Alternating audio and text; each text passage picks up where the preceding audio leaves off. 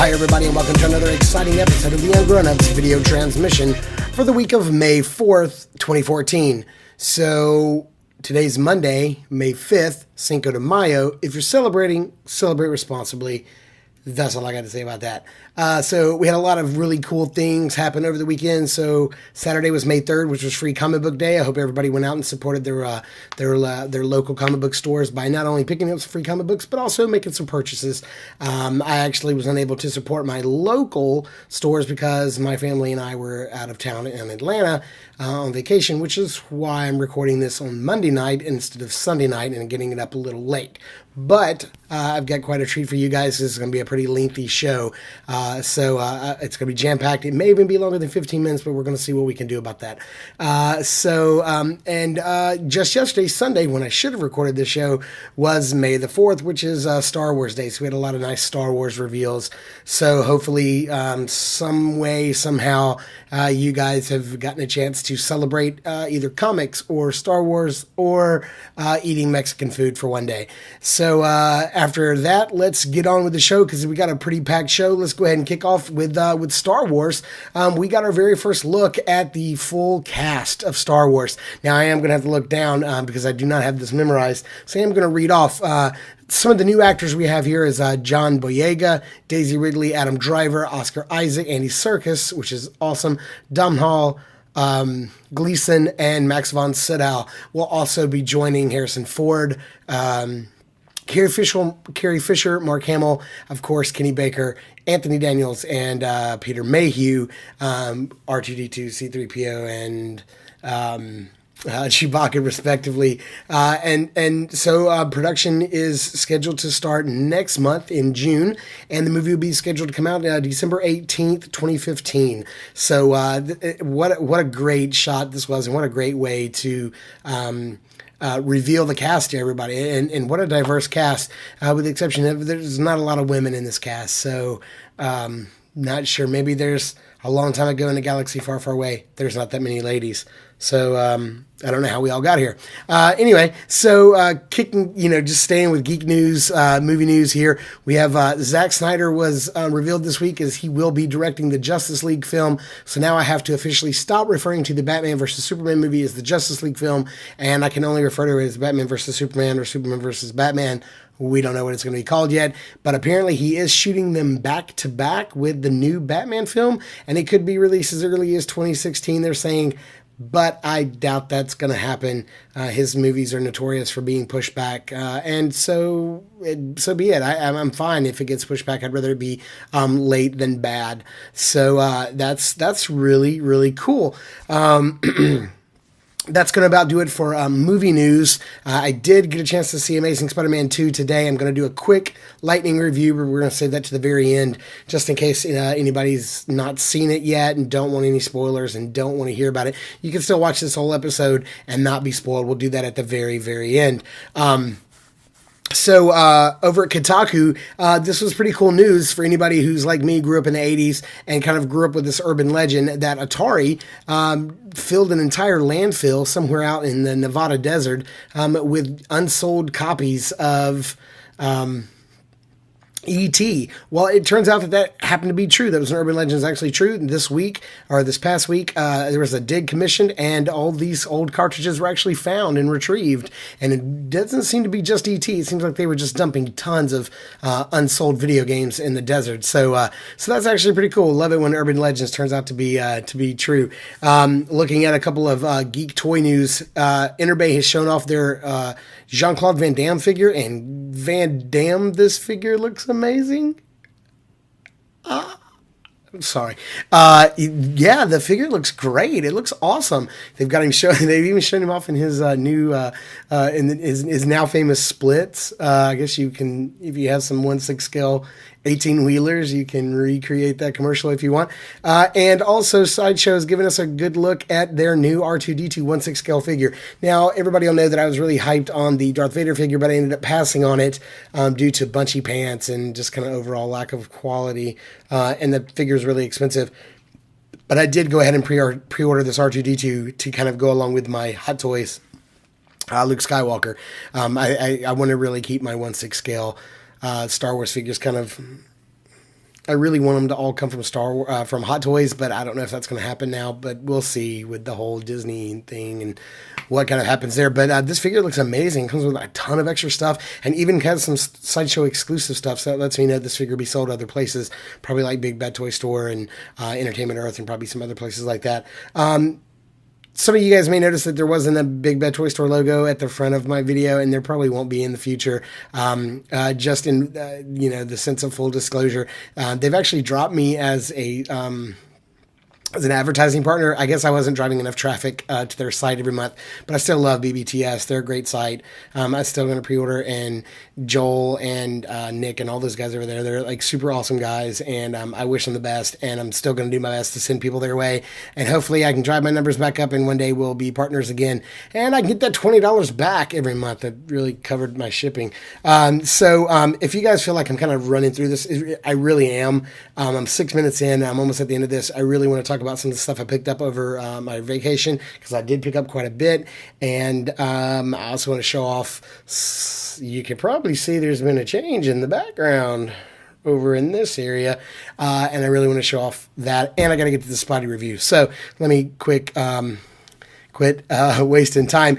This week, Uncle Clipper showed us a great way to mod very quickly and very easily, and without damaging your figure, mod the Man of Steel cape with a little piece of wire to give it some dynamic posability. And as soon as I can find some time to get myself to a hobby store, I'm going to pick up a little bit of wire to actually pull this off, because Clipper has not let me down. I've done a couple of his mods in the past, and I've always been happy with them. So click the link down below in the About section to check that out. Our good buddy John Carlos McMaster got in a copy of, or got in his pre-order of the Bruce Banner, the Hot Toys Bruce Banner figure. And if you're still like me, if you're still on the fence about this figure, and you need one more review to help kind of put you over the fence one way or the other, check out John Carlos McMaster's figure reviews.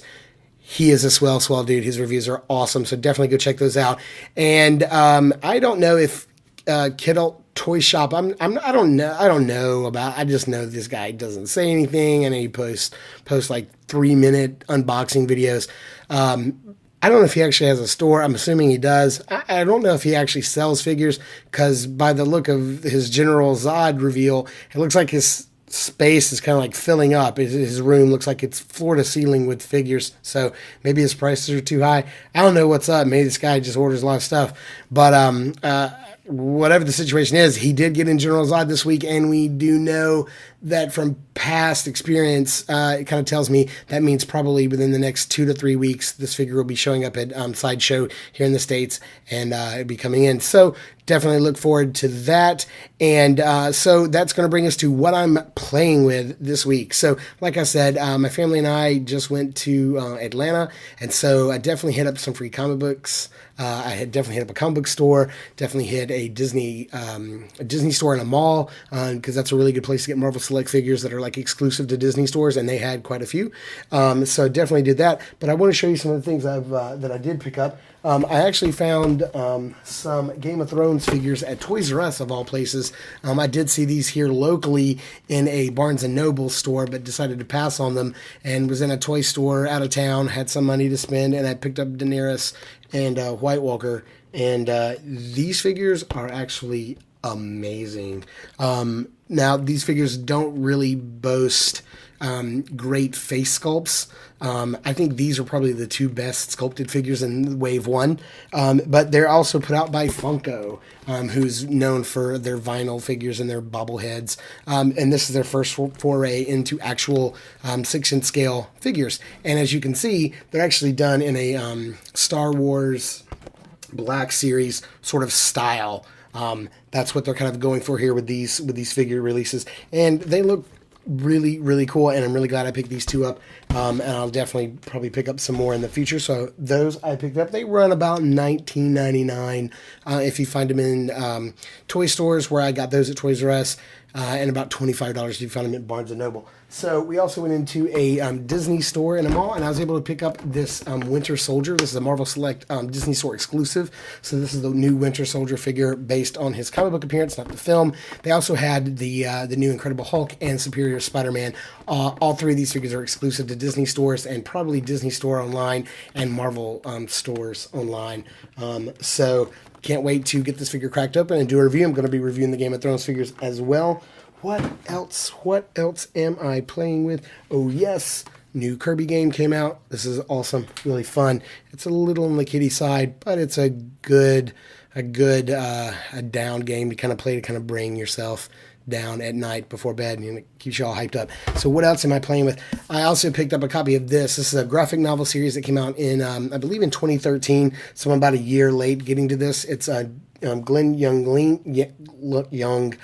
Yang is the artist and illustrator and writer of this series called Boxers and Saints. And this is a fictitious telling of the Boxer Rebellion that happened in China at the end of the 1800s and the turn of the 1900s. So this is a fantastic dual graphic novel series. Boxers is the first one, Saints is the second one, and this is absolutely fantastic. If you're in the mood for a great story that's kind of like historical fiction, but also great, fantasy art tied in with like martial arts and kung fu and like magical, mythical, go pick this up. $20 on Amazon. You can't go wrong. So real quick, I want to go over Spider-Man 2, and then we're going to take a trip over to the cabinet because I did get another detail cabinet while I was in IKEA in Atlanta.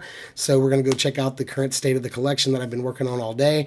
I really wanted to do this video and post it this morning, but it's just been a crazy day. But before we get to that, I do want to take a moment and talk about Spider-Man 2, Amazing Spider-Man 2. My wife and I went to go see it today, and I got to tell you, it was pretty fantastic. It was really easy for me to avoid all the reviews being out of town, and because I've deleted my Facebook account a week ago. I know. What's wrong with me? I didn't find Facebook useful anymore. Sorry. So it's been pretty easy for me to stay away from the reviews, but every once in a while I would catch like a really quick, tweet about it on Twitter. I was kind of going through Twitter a couple times here or there while we were on our trip. And sort of the reviews sort of ranged from best comic book movie ever to, oh God, this is just like Joel Schumacher's Batman and Robin series. I don't know why there's such a disparity between the points of view about this film. Is it the best comic book movie ever?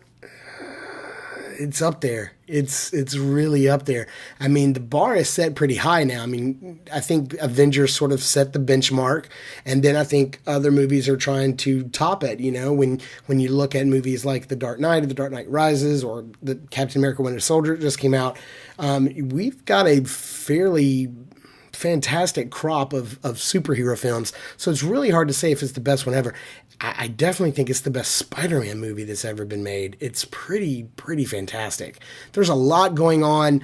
The movie's about 2.5 hours. I would say that there's maybe 10 minutes of it could be shaved off here or there.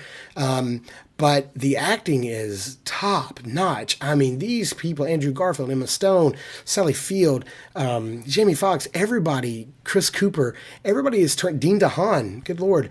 Everybody is just turning in super awesome performances. The emotion is high. I really don't want to get into spoiler territory. I don't want to talk too much about what exactly happens in the film, but I got to tell you, there's so much more that happens in this movie than you guys have seen in the trailers. And there's been a ton of trailers and a bunch of TV spots. It is true that Rhino's only in it for a few minutes. As a matter of fact, he only shows up at the beginning of the movie, and then he's kind of gone for the entire length of the rest of the film. And you almost forget about him. And then you sort of remember towards the end of the film, wait, there's all this stuff I saw from the trailer. I haven't seen that yet. And you do sort of pick that back up at the end. But man, the emotion is high in this film. The stakes are high. The action is high. The action is amazing. And I absolutely love the way they shoot Spider-Man in this film. Spider-Man just sort of moves really fast and quick, and he's darting across the screen. He's bouncing everywhere, and the camera has to keep up with him. And I know that kind of sounds horrible or blurry or whatever, but it's not. It's great. The way they shot the film is fantastic. It's amazing. The minute it was over, I wanted to go back in and buy another ticket and go watch it again. It's absolutely amazing. It really is. It's aptly titled. It is bigger. The stakes are higher, and it doesn't feel forced. It feels like a very natural progression from Amazing Spider-Man 1, or The Amazing Spider-Man. So I absolutely can't wait. The Sinister Six is set up in this film for the next movie. We finally get to learn who the guy is at the end of the first Amazing Spider-Man that sort of showed up out of nowhere in in Kurt Connor's cell when he gets put in at the end of the movie. We get to see who that guy is, played by, I think his name's Michael Massey, played by that actor. And for maybe a little bit of trivia, maybe you don't know, that's the guy who actually pulled the trigger on the gun that killed Brandon Lee in The Crow. So I hope I got his name right. I hope that's who that is. But we finally get to find out who he is and what his name is and what he's doing and who he answers to and what his objectives are. And that's pretty cool. And man, I got to tell you, go see this film. It's fantastic. It is absolutely fantastic. So I know I'm about at 15 minutes right now, but I want to pick the camera up. I want to take you guys over and I'm going to show you, I did pick up a new Detolf cabinet and I want to show you the collection as it stands currently.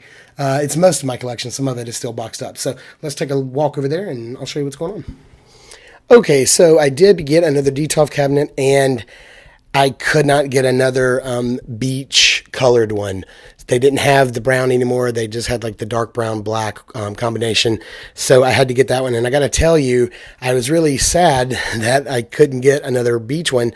But now that I have them in side by side, I think I'd rather have two of the dark brown black ones because I think they just look much nicer. I really do like them. So starting off up top, just got some figures up here that I didn't have room for and really wanted to display. And that's my Ninja Turtle figures. I really wanted to get them in. I'm really hoping I can get my Splinter figure and Shredder. If I can get those two, I don't really care about Bebop and Rocksteady. I've seen them. They look amazing. But I just really don't have the extra room to show them off. And, of course, Big Hulk doesn't fit in any Detolf shelf, and I don't want to, waste two shelves by putting him in the cabinet. So let's see if I can open this up without knocking everybody over. And see him over here. I did get two lights. I didn't go for the LEDs down the entire length of the cabinet. I know they look awesome. I just went with the simple. I think these things are called Grundles, and that's the name at IKEA for the lights. Grundtal, I think it's called. It's just a single light. It plugs in the top. There's a hole already made in the top of your Detolf cabinets for those, and the cable runs down, and it's got a little switch at the bottom. So so you can see I've got my Avengers shelf right under Hulk. Got the Avengers there. Moving down, I've kind of got a sort of catch-all shelf that's got, of course, Wolverine, my Enterbay Bruce Lee figure, my very fantastic, I love Black Spider-Man from Spider-Man 3, and then a couple of Diamond Select and new Spider-Man Select figures. Moving down, sort of a shelf that needs a little bit more work, but is my Star Wars Black Series 6-inch figures. This is all of the waves so far with the exception of Princess Leia. I just didn't want to get her. And then my Masterpiece Transformers with a couple of third-party Transformers thrown in there. Huffer in the front is a third-party, as is the Ironhide. Then moving over here, on the bottom shelf over here, we've got some Decepticons, and we've got the third-party, of course, Insecticons across the bottom, and Devastator in the back, and both Masterpiece Soundwave and Starscream. You'll see right here I have the Walking Dead Daryl Dixon motorcycle pack. I'm trying to get around to getting that review done. Until I do, I can't get him opened up.